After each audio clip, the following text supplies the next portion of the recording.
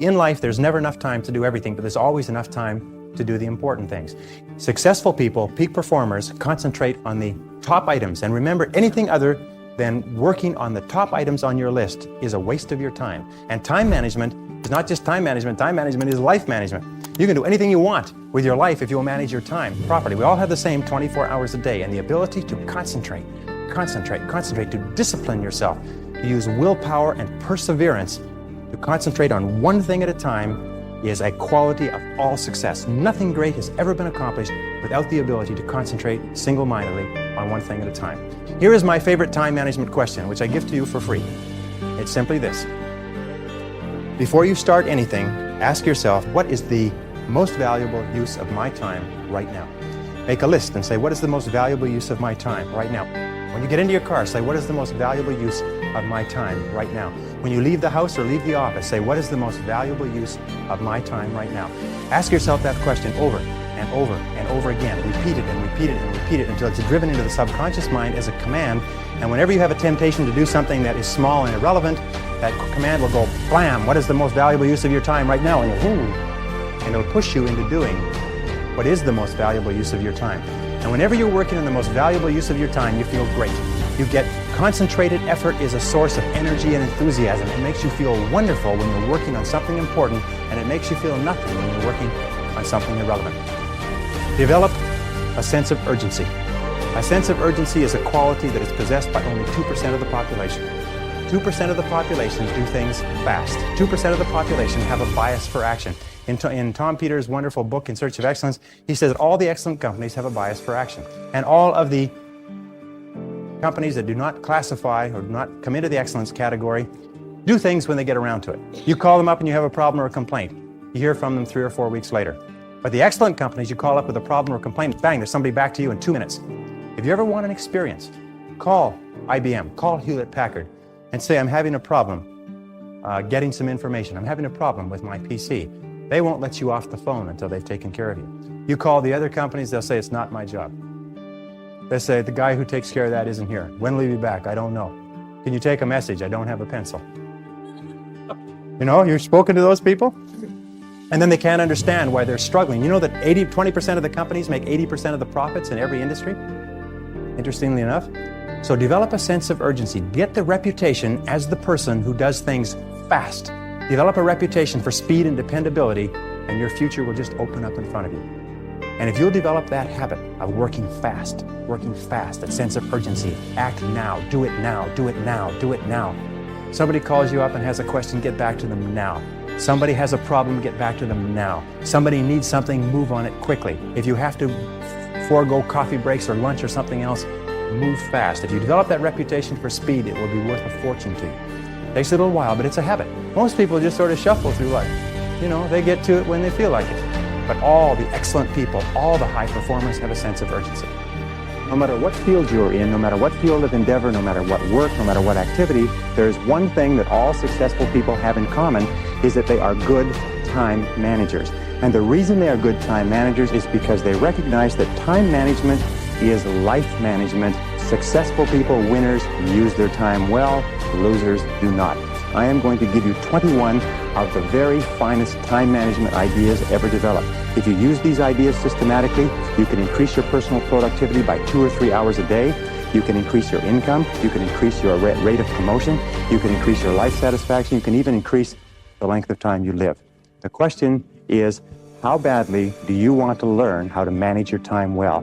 How much effort are you willing to put into it? So let's get started. The first idea, the most important of all, the core of time management, the axle around which the wheel of life turns, is goals. What are your goals? What is it that you want to be or to have or to do? What is it that you want to accomplish in the next 1, 2, 3, 4, 5 years? The top 3% in every field have goals. The balance of the population have either very vague goals or no goals at all. So the question you have to ask yourself is, who am I? Where am I going? What do I want to accomplish? And there are 3 major areas of goals that you have to think about. The first is your personal and your family goals. These are the reasons why you're alive. What do you want to accomplish for yourself and for your family? write them down, define them clearly. The second set of goals that you have to ask is your business, your career, your financial, your material goals. What is it that you want to accomplish in the external world? Where do you want to make your contribution? The third type of goals you have to ask about are your self-development goals. And in my estimation, your ability and your willingness and your tenaciousness in developing yourself is the key to accomplishing everything else. So here's 3 questions that you can ask. The first question is, what would you do? What would you set as a goal for yourself? What would you want to be or have if you just won $1 million in the lottery? What would you do if you just won $1 million? If you had all the time and money, you're completely free to decide to do anything you wanted. If you won $1 million, what would you do differently? Think about that. Hold that in your mind. Second question is, what would you do if you just learned today that you only had 6 months to live? What if you only had 6 months to live? What would you stop doing? What would you do more of? Who would you spend time with? Now, the answer to that question is very interesting because what it tells you is what you really value, what is really important to you. And what we have found is that self-esteem, satisfaction, happiness in life comes from getting your goals and your activities congruent with your values, with your priorities, with what you consider to be really important. Now, here's a third question. The third question is, what one great thing would you dare to dream if you knew you could not fail? If you knew beyond a shadow of a doubt that you could not fail, what one thing would you set as a goal for yourself? Because sometimes answering that question will tell you the one thing that you've been put on this earth to accomplish. One final point with regard to goals is that goals must be in writing. You must write them down, you must rewrite them, you must define them, you must redefine them. The top 1% of successful people in every area have very clear, specific, written goals. And most of them carry their goals around with them. So let's go from goals as the core of success to point number 2, which is organized plans of action. In an interesting study, or a variety of studies that have been done, they've come to the conclusion action without planning is the cause of every failure. Action without planning is the cause of frustration, time wastage, anxiety, stress, and lack of success in life. So organized plans of action are critical. Now, what is an organized plan of action? An organized plan of action is where you take your goal, you take your objective, and you write out every single step that you're going to have to follow in order to accomplish that objective. You write it out and you list all those plans of action, all of those different activities, and you organize them together into a plan that you can then implement on a day-to-day basis. You decide which has to be done first and which has to be done last, which is more important, which is less important. In fact, the ability to set goals and to create plans for their accomplishment is the master skill of success. If all you learned in life, all you learned in school, was the ability to be a continuous goal setter and a continuous planner, day and night, planning, organizing, planning, writing, thinking about what you're trying to accomplish, you'll accomplish more in a year or 2 years than most people accomplish in 10 years or an entire lifetime. It has nothing whatever to do, by the way, with your intelligence. It hasn't anything to do with your education. You know, half of the best educated people in the country are working for people who didn't finish high school or didn't finish college. If you do not have clear goals for your life, you are condemned forever to work for those who do. You see, in life, it's very simple. Either you are working toward the accomplishment of your goals or you're working toward the accomplishment of other people's goals. Very important. Now, the third point in excellent time management is analysis. Make a list. How do you make a list? And you make your list for each day the evening before. And you always work from a list. Now, why do you make it the evening before? The primary reason is if you make a list the evening before, the subconscious goes to work on your list while you're asleep. And during the night, the subconscious will solve problems and bring insights to you. You'll wake up in the morning with insights, ideas, intuitions, answers that will make your day more productive. Now, the second reason that you use a list is because if you don't have a list, it's like driving down the street in a car with no steering wheel. You just drift, and every bump, every interruption, everything that happens sets you off in a different direction. A list gives you a track to run on for the entire day. Another reason that you use a list is because with a list, you can analyze where you are. You can tell what is more important and what is less important. You can tell what is irrelevant, what can be delegated, what can be delayed, what can be put off. That when you use a list and you work down the list and you check things off, each time you check something off on a list, it gives you a feeling of accomplishment. It's been well said that happiness is the progressive realization of a worthy ideal. That happiness is the step-by-step accomplishment of the tasks necessary to accomplish a worthy ideal. And a successful life is based on a series of successful days. And a series of successful days is based on working on a list, one step at a time. Okay, now the fourth principle for effective time management is to set priorities. It's interesting, there are many people who have goals vague or clear. There are many people who do make plans, but the biggest single problem in human life is setting priorities, determining what is relevant and what is irrelevant. And in setting priorities, an Italian economist named Vilfredo Pareto in 1895 came up with a principle which is called the Pareto principle. We call it the 80-20 rule.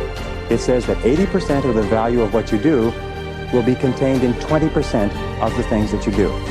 What does this mean? It means that if you make a list of 10 things that you have to do today, you will find that 2 of those things are worth all of the others put together. Now, the difference between highly effective people, as Vilfredo Pareto said, was that highly effective people work on the vital few versus the trivial many.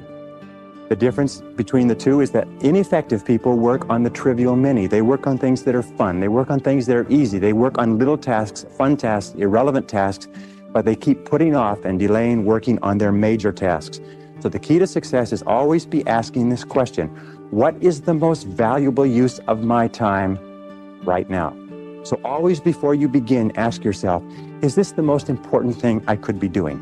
Is this my top priority task? Does this give me the highest payoff? Is this the most valuable use of my time? The fifth key idea in time management, which I am a fanatic on, is concentration. Learning how to concentrate is absolutely essential to success. As a matter of fact, it is impossible for you to accomplish anything worthwhile in life without the ability to concentrate single-mindedly on one thing at a time and stay with it until it's complete.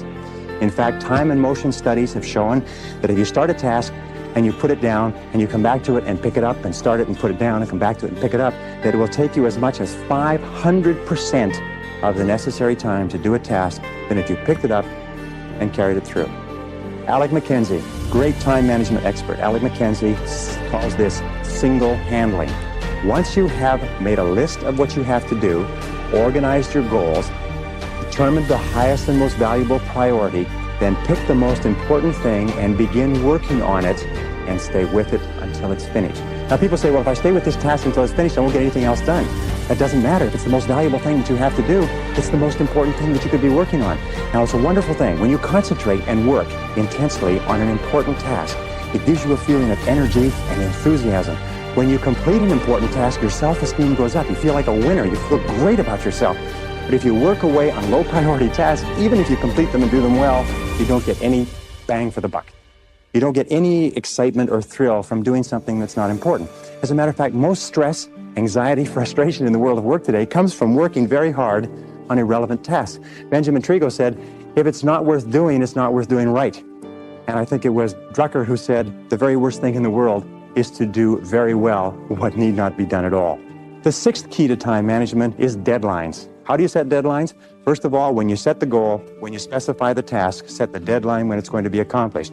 Always set the deadline with lots of room to spare and always try to finish before the deadline. Tell other people that you're going to finish by this deadline. Promise others that you'll have your work done. It's a powerful way to act as what is called a forcing system. A forcing system is something that motivates you to stay at it.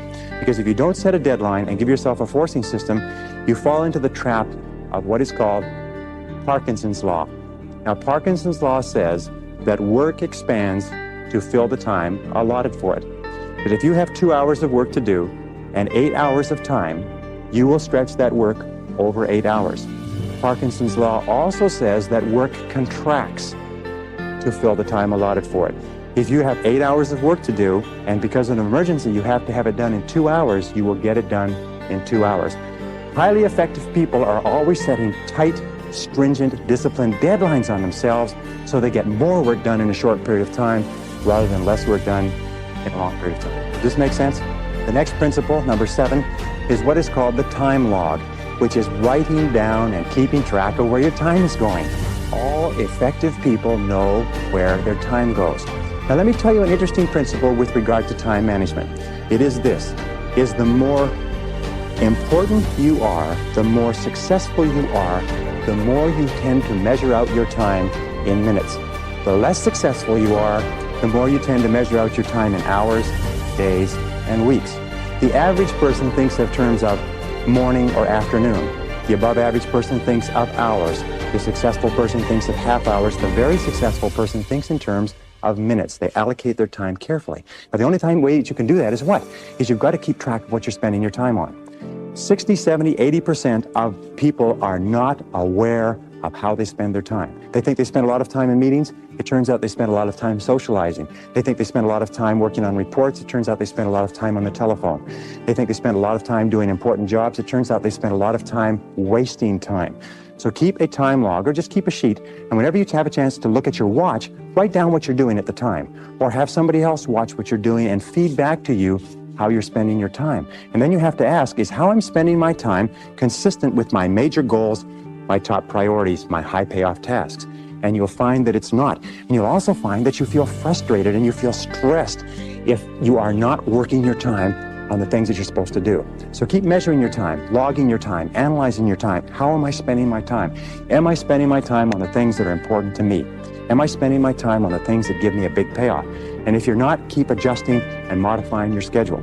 A very interesting point with regard to the time log is that self-discipline is critical. You've got to discipline yourself, and you've got to measure and analyze your time every single day, or you slip off it again.